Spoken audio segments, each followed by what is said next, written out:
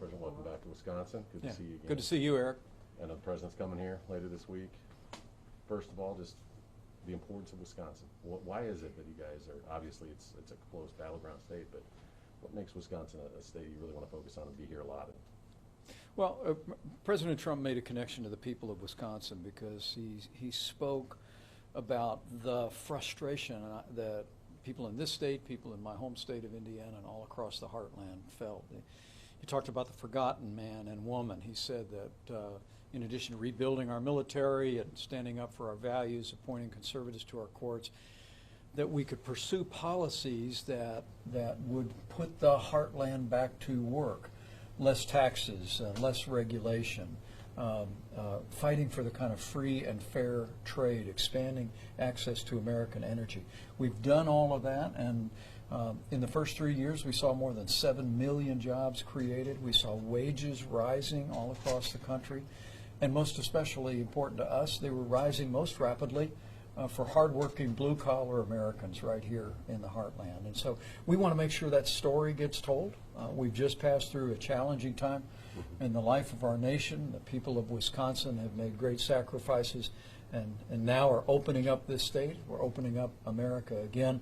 The President and I are absolutely determined to be able to tell the people of Wisconsin that the leadership you voted for in 2016 delivered, promises made, promises kept, and we're looking for the support of the people of Wisconsin for 4 more years for President Donald Trump in November of 2020. I know a lot of people think it's not quite in the past yet with the pandemic, a lot of numbers going up around the country. What can we do? What does this administration need to do to send a message to the people of this country that we're not through it yet? Do they need to?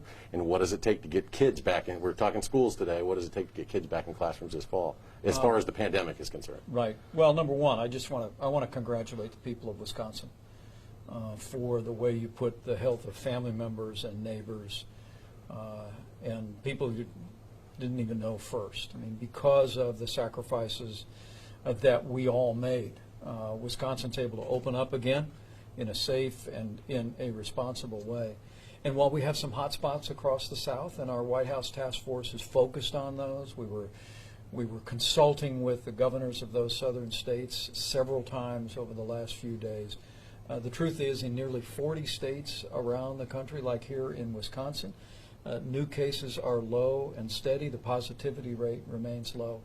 And across the country, we're continuing to see very encouraging trends the American people deserve to know about, that the rate of hospitalizations is declining.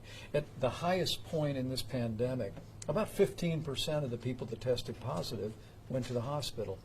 Now it's roughly 5%. And most important of all is we've seen the fatalities declining very dramatically over the last several weeks. That's a tribute to our healthcare workers, but it's also a tribute to what every American has done. We have a ways to go, but the people of Wisconsin, I think, can be very confident that we're going to continue to move forward in a safe and responsible way.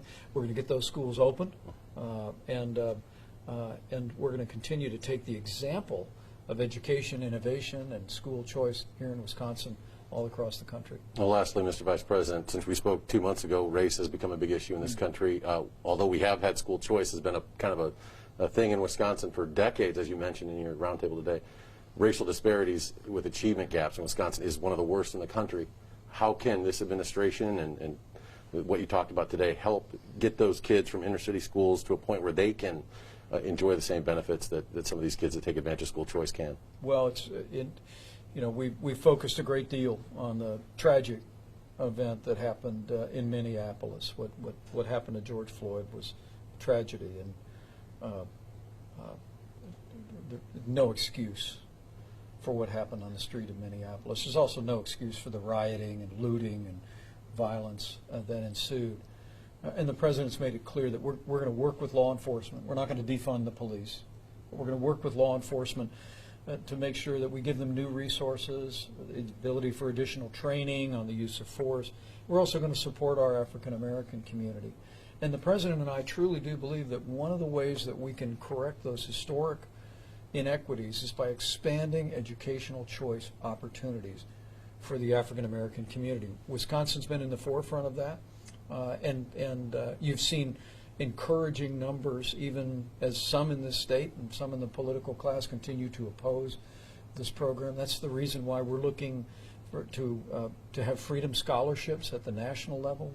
We want to get to the place where every parent, regardless of their area code or income, has the ability to choose where their children go to school, public, private, or religious school. And we really believe that the example that Wisconsin has set is a beginning for the country as a whole in dealing with many of the inequities that have beset our minority communities and especially African American communities.